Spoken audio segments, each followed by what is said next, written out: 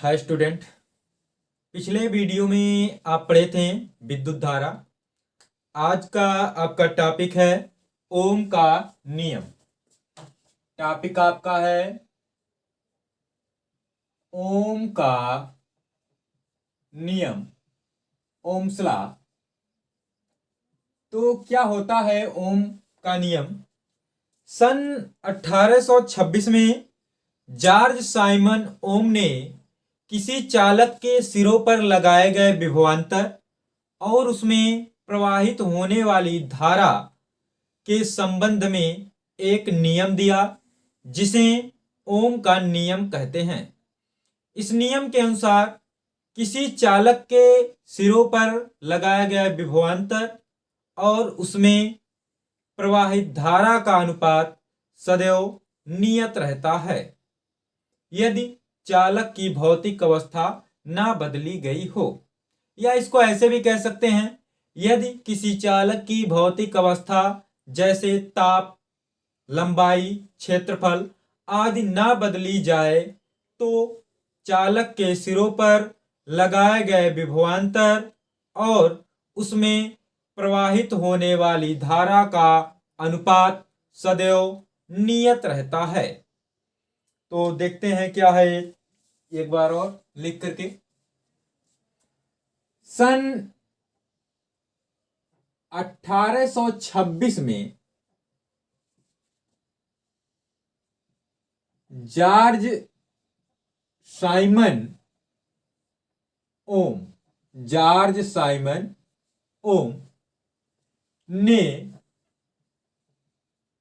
किसी चालक, कोई चालक हो, किसी चालक के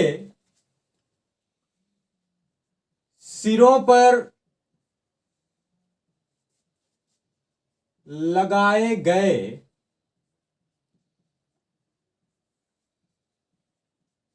विभवांतर तथा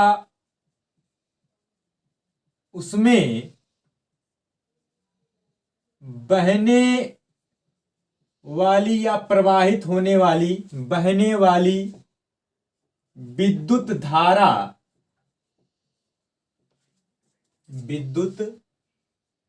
धारा के संबंध में एक नियम दिया, जिसे ओम का नियम कहते हैं। उसे क्या कहते हैं? ओम का नियम कहते हैं। अब उसे तो ओम का नियम कहते हैं, लेकिन इस नियम के अनुसार होता क्या है? इस नियम के अनुसार, ये जो नियम है क्या है ये? इस नियम के अनुसार यदि किसी चालक की, यदि किसी चालक, कोई चालक है, यदि किसी चालक की भौतिक अवस्था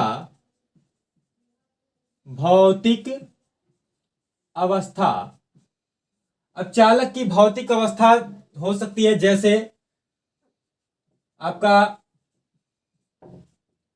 ताप, लंबाई, उसका क्षेत्रफल। जैसे भौतिक अवस्था आपका ताप हो गया, लंबाई हो गया, क्षेत्रफल। भौतिक अवस्था ना बदली जाए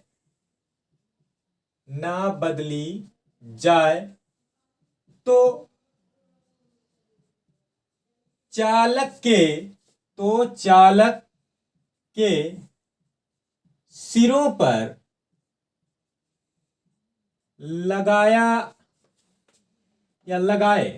चालक के सिरों पर लगाए गए विभवांतर उसमें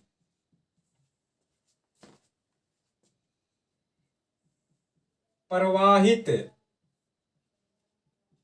होने वाली विद्युत धारा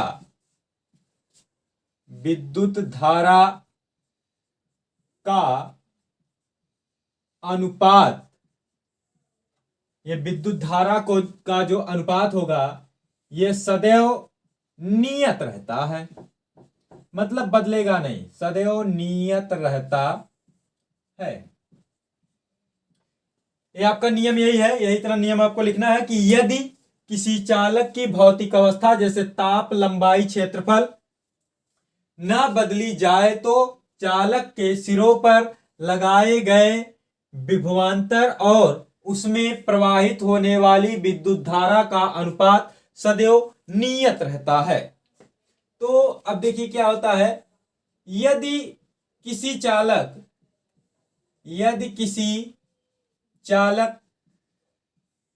के सिरों पर लगाया गया विभवांतर V तथा उसमें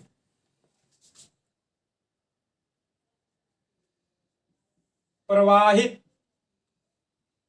धारा या विद्युत धारा I हो, तब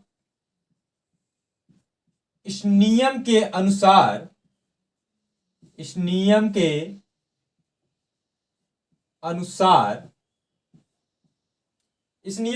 क्या होगा, अनुपात यानी कि V/I बराबर आपका ये आपका होगा नियतांक।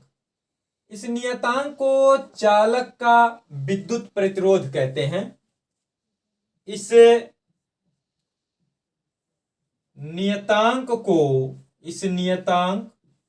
को चालक का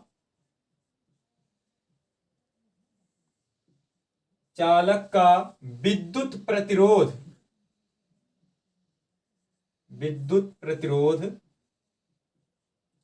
कहते हैं। तो इस नियम से एक निष्कर्ष निकलता है कि यदि किसी चालक की भौतिक अवस्था ना बदली जाए तो उसका प्रतिरोध नियत रहता है, क्योंकि V/I नियतांक है और इस नियतांक को चालक का विद्युत प्रतिरोध कहते हैं। तो इससे स्पष्ट है या निष्कर्ष निकलता, इससे स्पष्ट है कि यदि किसी चालक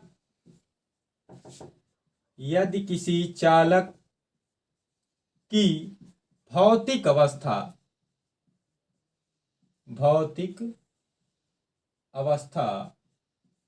ना बदली जाए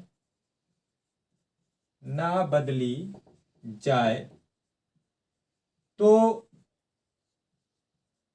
उसका प्रतिरोध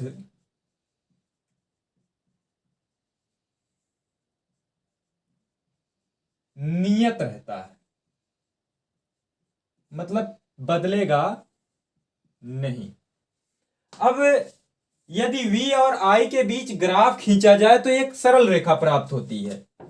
यदि V तथा I, V मतलब विभवांतर, I मतलब धारा, V तथा I के बीच ग्राफ खींचा जाए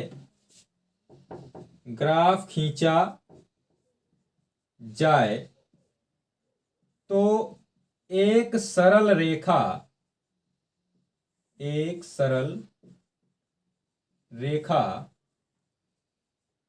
प्राप्त होती है। मतलब अगर ग्राफ इस प्रकार से आप खींचते हैं, इस तरफ I दर्शा दिया गया, इस तरफ V दर्शा दिया गया, तो इसका जो ग्राफ आएगा ये इस प्रकार से एक रेखा प्राप्त होगी और ये रेखा का मान जो होगा वो होगा R। तो इस प्रकार से ग्राफ आएगा कि एक सीधी रेखा प्राप्त होगी। लेकिन कब? जब चालक की भौतिक अवस्था ना बदली जाए, मतलब कि उसका ताप, लंबाई, क्षेत्रफल ये ना बदल रहा हो, तब ऐसा होगा। ओम का नियम यही कहता है कि यदि किसी चालक की भौतिक अवस्था, मतलब कि उसकी ताप, लंबाई, क्षेत्रफल ना बदली जाए, तो चालक के सिरों पर लगाए गए विभवांतर और उसमें प्रवाहित होने वाली विद्युत धारा का अनुपात सदैव नियत रहता है। यही आपका ओम का नियम है।